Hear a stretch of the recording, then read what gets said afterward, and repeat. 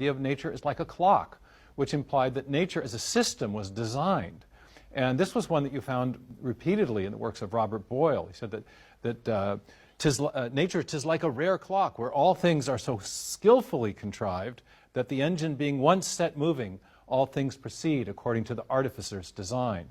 So you have the idea that nature has a regularity to it, as clockworks does, and that regularity is a product of an aboriginal design of a great mind, namely the mind of God. Yeah, Paley and Boyle both used an illustration in different centuries about if you were walking out in the woods and you found a watch, you wouldn't think that, you know, it just grew up with the grass or it fell off of a tree or something.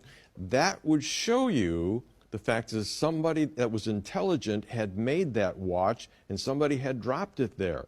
It didn't just, you know, it had design in it already. Absolutely, absolutely. And you find that the early founders of modern science not only presupposed that nature was the product of a divine mind, but when they went and looked at nature, they saw evidence of that design that they talked about in their scientific works.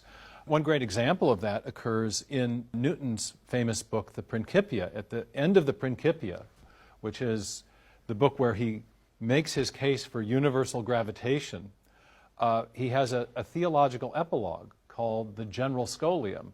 And there he argues that though the law of gravity can explain why the planets stay in their stable orbits today, the law alone does not explain how the planets arrive their delicately balanced positions in relation to each other at the very beginning of the solar system.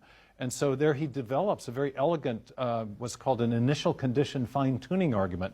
And if you don't mind, I'd just read that passage. It's what I love majestic. about this is that the people that were arguing, and you went back and you read the original to find out who was telling the truth, okay? And you put up the Latin script in your book. And I thought, give me a break. That, you know, you went back and read it in Latin? No, you got the English translation and you read it, so I was glad to hear that. Well, yeah, let me share this one passage. It's fascinating.